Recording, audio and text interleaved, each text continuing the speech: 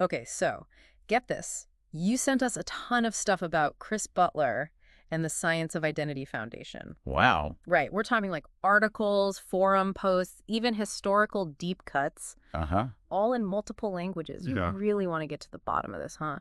Well, we dove in, and let me tell you, it gets pretty wild. Oh, yeah. We're talking allegations of like financial impropriety, some interesting political ties, I see. and even spiritual practices that might raise an eyebrow or two. Really? Yeah, So internationally this is going on. it seems to be, yeah, we got sources in Polish, English, Oh, wow. even some Sanskrit terms are popping up. Interesting. It really speaks to the reach of this organization and all the questions surrounding it. Yeah, for sure. So, okay, before we get into the weeds, let's start with like the basics, right? Okay. Chris Butler, the man at the center of it all, Right. starts out as a surfer in the 60s, Hmm. gets into Eastern spirituality, Okay. and becomes a disciple of A.C. Bhaktivedanta Swami Prabhupada, the founder of ISKCON. You probably know them as the Hare Krishnas. Yeah. So, And that's super important, that context, right? Yeah. Because Butler's early life was all about the core principles of ISKCON, like simple living, devotion to Krishna, spreading that consciousness. yeah, totally. He even founded a successful health food chain, Down to Earth, Oh, down to earth, yeah. which really embodies that lifestyle. Yeah, down to earth is huge in Hawaii, that's for sure. But then something changes. What happens? Butler becomes more reclusive, less of a public figure, Mhm. communicating mostly through like recordings and writings. Hmm. So what's going on there? Well, that's around when we see the founding Science of Identity Foundation, SIF, for sure. Okay. And its associated organizations like the Institute of Well-Being and the Czaitanii mission. Okay. They still talk about Hindu concepts like the self being separate from the body Right. and finding happiness through spiritual realization. Yeah. But something feels different, the tone, the methods. Yeah. And this is where we bump into the term Sahajiya, which keeps popping up in our research. Mhm. In traditional Gaudiya Vaishnavism, that's the branch of Hinduism that ISKCON follows, Sahajiya often refers to folks who are taking shortcuts or deviating from the orthodox path. Oh, interesting. It's a loaded term for sure. Yeah, and as we go through these allegations against SIF, that Sahajiya label will help us analyze what's going on beneath the surface. Because remember, Butler is coming from this very strict ISKCON background. Right, so how does this Sahaji idea connect to accusations of cult-like behavior? Okay. Some former members claim SIF demands like absolute loyalty and exploits followers financially. Hmm. So, One recurring theme in these allegations is Butler's approach to, like, spiritual progress. He seems to emphasize negative self-criticism, which is pretty unusual. yeah, you send over a recording where Butler tells his followers that to experience love for Krishna, they need to feel lower than the straw in the street. Wow. That's pretty harsh language. Yeah. Seems like he's almost encouraging self-loathing. And most spiritual paths are about self-love and acceptance. Absolutely, and that's where the Sahajiya concept comes in, right? Okay. One interpretation is that this focus on negativity and self-deprecation could be a way to manipulate followers, making them more dependent and potentially more susceptible to exploitation. And there are claims that Butler did just that, pressuring followers to donate huge sums, even demanding they turn over things like patents, copyrights, entire businesses, Wow. anything of value, really. Really? And this is where the contrast gets really stark. How so? While Butler is allegedly pushing this message of worthlessness and demanding these financial sacrifices, he himself is living quite comfortably. Oh, okay. We saw descriptions of lavish properties, expensive cars, even complaints about how much his meals cost, like $100 a meal. $100. That's a lot of avocado toast. Right. And former members talk about struggling to make ends meet while they're being told to donate more and more. This disparity in lifestyle raises serious questions about the sincerity of Butler's teachings on renunciation. Yeah. It also raises red flags about potential exploitation. And then there's the toenail thing. Oh, yeah. It's one of those details that really sticks with you. What is that? Apparently, consuming Butler's toenail clippings was presented as a spiritual practice within SIF. Really? We saw firsthand accounts and discussions in online forums that support this claim. Right. And you have to wonder, if followers are being told they're essentially worthless and pressured to give up their possessions, would something like consuming toenail clippings seem that outlandish? I see what you're saying. Especially if it's framed as a path to spiritual growth or closeness to the leader. That's a good point. And to be fair, SIF has denied many of these allegations. They say they respect individual choice and spiritual paths. Okay. But these practices and Butler's behavior raise serious concerns about potential manipulation within the group. Yeah. And it's not just internal stuff either. Oh. Butler and his followers founded a political party back in the 70s called the Independence for Godly Government, or IGG. Uh-huh. So what was that all about? This is where the Sahajiya concept becomes even more intriguing. Okay. The IGG had a very conservative platform, Right. emphasizing religious values and aligning with other faith-based groups. Mm-hmm. Now, in the context of Sahajiya, some scholars argue that mixing spiritual authority with worldly power, especially political power, Okay. can be seen as another form of shortcut, a way to exert influence and achieve goals that might not be possible through traditional spiritual means. So are we saying that getting involved in politics was a Sahajiya move by Butler? I wouldn't say definitively, but it's certainly a point worth considering. This connection between Ceph and the IGG, it kind of blurs the lines between spiritual pursuits and worldly ambitions. Right. And that raises questions about Butler's motivations and the potential for conflicts of interest. And speaking of conflicts of interest, the IGG wasn't shy about their connection to Ceph. We even came across a prominent IGG member, Rick Reed, who held a position in the Hawaii prosecutor's office. Oh, wow. That seems like a pretty big deal. Yeah, absolutely. Having someone so closely associated with SIF in a position of legal authority raises concerns about potential biases and undue influence. Yeah, for sure. It adds another layer of complexity to this already intricate web of relationships and allegations. Wow. Speaking of intricate webs, buckle up because this story takes another turn. Oh, no. One of Butler's devoted disciples, a man named Patrick Bowler, who went by Paramahamsa Das in the SIF community, Okay. ends up involved in international drug trafficking. What? Now, the name Paramahamsa Das implies a high level of spiritual attainment within the Gaudiya Vaishnava tradition. Right. So to have someone with that title involved in something like The Ring, a global drug smuggling network, it's pretty jarring. Yeah, that's crazy. It's definitely not what you'd expect from someone supposedly dedicated to a life of spiritual pursuit. For sure. How do we make sense of that? Well, this is where the Sahajiya idea becomes really relevant again. If we consider the possibility that Butler himself might be operating within a Sahajiya framework, Okay. then it stands to reason that his followers might adopt similar mindsets. Perhaps in this context, engaging in illegal activities wasn't seen as inherently contradictory to their spiritual beliefs. So are we saying that SUF might have been turning a blind eye to criminal activity within its ranks? That's a strong statement, and I wouldn't go that far, but the fact that Butler continued to associate with Bowler even after his conviction for drug trafficking raises serious questions about his judgment and the organization's stance on ethical behavior. It's a lot to unpack, right? We've got this surfer-turned-spiritual leader who forms his own organization with some unusual practices, ties to a conservative political party, and a convicted drug smuggler in the mix. It's a lot. So where do we even go from here? Well, this is just the tip of the iceberg. We still have a lot to explore, including deeper analysis of Butler's teachings and the experiences of other SEF members. But what stands out to you so far? What's caught your attention? Honestly, it's the Sahajiya concept that's really intriguing. It's like a lens that helps us make sense of these seemingly contradictory elements of the story. The strict beginnings, the lavish lifestyle, the political involvement, even the drug trafficking. It's all very, well, Sahaja, wouldn't you say? I think that's a great observation. Yeah. The Sahajiya framework provides a valuable tool for understanding the complexities of this story and the potential motivations at play. Right. But remember, it's just one interpretation. As we delve deeper into the material, we'll need to keep an open mind and consider all the evidence before drawing any firm conclusions. Absolutely. Yeah. So we've laid out some of the broad strokes, Butler's background, the Sahajiya concept, and some pretty serious allegations. Right. But I'm itching to get into the specifics. Okay. What else did we uncover in these sources about Butler's leadership style and the inner workings of SIF? One thing that jumps out is the way Butler interacts with his followers. We already touched on the negative self-criticism.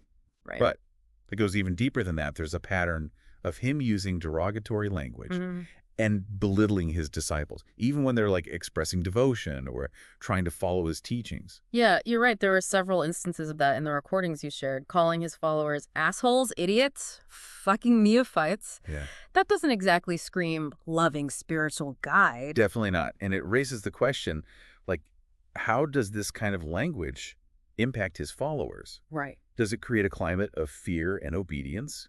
Does it make them more likely to accept questionable practices or give up their autonomy? And this ties back to the Sahajiya concept, right? Uh-huh. Because if a leader is behaving in a way that contradicts traditional teachings and their followers are accepting it without question, Right. it could suggest a deviation from the established path. Exactly, and we see this play out in other aspects of Butler's leadership as well. Okay. For example, there are numerous allegations of financial pressure being placed on followers. Yeah. Not just encouraging donations, but demanding they hand over assets, businesses, even intellectual property. We saw some pretty shocking examples in the forum posts. Really? People describing how they were pressured to give up their life savings, Wow. their homes, even their creative work, all in the name of serving Butler and Sif. And remember those descriptions of Butler's lavish lifestyle? Yeah. The expensive properties, the gourmet meals? It creates a stark contrast, Yeah. with followers struggling financially while their leader is living in relative luxury. That really struck me too. Yeah. It's hard to reconcile those two realities, the message of renunciation and self-sacrifice being preached, while the leader is seemingly indulging in material wealth. Right. It definitely raises questions about the authenticity of those teachings and whether they're being applied selectively. Absolutely, and this disparity in lifestyle could be interpreted through the lens of Sahajiya as well. Some scholars argue that Sahajiyas often prioritize worldly comforts and material possessions over the traditional emphasis on renunciation and spiritual austerity. So we're seeing this potential Sahajiya influence in Butler's personal life, his leadership style, and the financial practices within SIF. But what about the political side of things? Yeah. How does the IGG, the political party he founded, Right. fit into all of this? That's a great question. Remember how we talked about Sahajiyas potentially seeking shortcuts to achieve their goals? Well, some argue that engaging in politics, especially through a religious lens, Right. could be seen as another manifestation of that mindset. You mean using political power to advance a specific agenda, even if it clashes with the principles of separation of church and state, or the traditional emphasis on spiritual detachment? Exactly. And it's not necessarily about the specific policies the IGG promoted. Okay. It's more about the act of seeking and wielding political power itself. That can be seen by some as a way of bypassing the traditional spiritual path, which typically emphasizes inner transformation rather than external influence. So could Butler's involvement with the IGG be considered a Sahajiya move? I think it's certainly an interpretation worth considering, especially when you consider the allegations that SUF members were heavily involved in the IGG, holding key positions within the party and actively campaigning for candidates. It suggests a blurring of the lines between spiritual devotion and political activism. And we can't forget about Rick Reed, Right. the IGG member who held a position in the Hawaii prosecutor's office. Oh, yeah? That connection to the legal system raises concerns about potential conflicts of interest and undue influence, right? Absolutely. It adds another layer of complexity to the story and raises questions about the extent to which SIF's influence might have extended beyond the spiritual realm and into the corridors of power. It's starting to feel like we're peeling back layers of an onion here. With each new revelation, the picture becomes more intricate and the questions more profound. I think that's a great analogy, and it's important to remember that this is just our interpretation of the information you provided. Right. There may be other perspectives, other ways of understanding this story. Of course. But what we're trying to do is connect the dots, highlight the patterns, and offer a framework for you to make sense of it all. And one of the most perplexing dots in this whole narrative is the case of Patrick Bowler, a.k.a. Paramahamsa Das, Right. the devoted disciple turned international drug smuggler. Yeah. It's a story filled with contradictions. How does someone dedicated to a spiritual path end up leading such a double life? That's the million-dollar question, isn't it? It really is. And I don't think there's a simple answer. But if we consider the possibility that a Sahajiya mindset might have been prevalent within SIF, Okay. it offers a potential explanation. You mean if the emphasis was on achieving goals through unconventional means, then engaging in illegal activities might not have been seen as inherently incompatible with spiritual aspirations. Exactly. And remember, this is just one interpretation. Right. We're not saying that SIF condoned or encouraged criminal behavior, Right. but the fact that Butler continued to associate with Bowler even after his conviction raises questions about the organization's stance on ethical conduct and their willingness to hold members accountable for their actions. It's definitely a gray area, and it highlights the complexities of trying to evaluate spiritual organizations and their leaders. Yeah. On the surface, everything might seem peaceful and harmonious, but beneath the surface, there could be deeper currents at play. That's a crucial point. And it underscores the importance of critical thinking and discernment. Yes. We can't simply take things at face value, Correct. especially when it comes to matters of faith and spiritual authority. For sure. We have a responsibility to ourselves to ask questions, to seek understanding, and to make informed choices about who we follow and what we believe. So we've got this complex figure in Chris Butler, teachings that lean into self-criticism, a connection to a politically active group, and then there's the Patrick Bowler situation. Yeah. It's a lot to process, but what was SIF's official response to all of this? Especially Bowler's drug trafficking conviction. Well, their statement acknowledged Bowler's past involvement, but emphasized he's no longer a member and is currently sincerely trying to practice Hinduism. It's a curious response. Yeah. It seems like they're trying to have it both ways. Right. Acknowledging the issue, but not taking any real responsibility for what happened under their watch. Right, and it raises questions about accountability within the organization. Yeah. Like, how do they address potential harm that occurred? Especially given the allegations of control and manipulation we've discussed. And Bowler wasn't the only one. Oh. Our research turned up alleged involvement of other SEF members in things like QEnt. QEnt. Yeah, a multi-level marketing company that's faced accusations of being a pyramid scheme. QNet. That adds another layer to the Sahajiya discussion. Remember, the traditional path emphasizes renunciation of material desires. But here we see a potential blurring of lines between spiritual pursuits and financial ventures. It's like they're trying to spiritualize wealth accumulation. Right. And if that's the case, it raises serious concerns about potential exploitation, especially if members are being pressured to participate in these ventures. Absolutely. And it all circles back to Butler and the culture he cultivated within SIF. If he's being seen as a Sahajiya figure, deviating from traditional teachings and potentially prioritizing worldly gain, it could trickle down and impact the ethical boundaries within the organization. So how do we reconcile all of this? On one hand, SIF claims to promote self-realization and spiritual growth. Right. On the other, we have these allegations of exploitation, manipulation, and questionable financial dealings, all seemingly at odds with traditional Gaudiya Vaishnavism. It's a puzzle, that's for sure, and it's crucial to remember that our deep dive is based on the specific sources you provided. There may be other perspectives, other experiences within SIF that we're not privy to. Right, but based on what we've seen, this Sahajiya framework seems to be a useful tool for making sense of the contradictions and complexities surrounding Chris Butler and SIF. I agree. It helps us connect the dots between the strict beginnings, the lavish lifestyle, the political aspirations, and the alleged ethical breaches. It offers a lens through which we can understand how a spiritual path might deviate from its traditional roots and end up in murky territory. So what's the takeaway for our listener? Okay. What do we want them to walk away with after this deep dive? I think the most important takeaway is the importance of critical thinking when it comes to spiritual organizations and leaders. Yeah. It's easy to get swept up in charisma or promises of enlightenment, Right. but it's crucial to step back and ask questions. Don't just accept things blindly, dig deeper, look for inconsistencies, and consider the potential for exploitation or manipulation. Exactly. And remember, the Sahajiya concept, now helpful, is just one interpretation. Yeah. It's not about labeling anyone or making definitive judgments. It's about fostering a critical mindset and empowering individuals to make informed choices about their spiritual path. This deep dive wasn't about offering easy answers or definitive conclusions.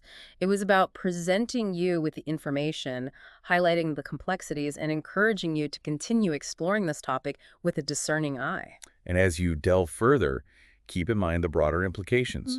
This isn't just about Chris Butler and SAF. It's about the dynamics of power and influence within spiritual communities, the potential for manipulation, and the importance of personal responsibility in our pursuit of truth and meaning.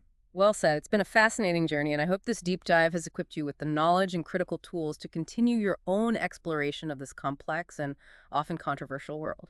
Remember, the pursuit of spiritual understanding is an ongoing process. It's about asking questions, challenging assumptions, and ultimately finding what resonates with your own heart and mind. Right. And sometimes the most valuable lessons come from grappling with difficult questions and confronting uncomfortable truths. So keep questioning, keep seeking, and most importantly, keep thinking for yourself. That's right. That's what the deep dive is all about.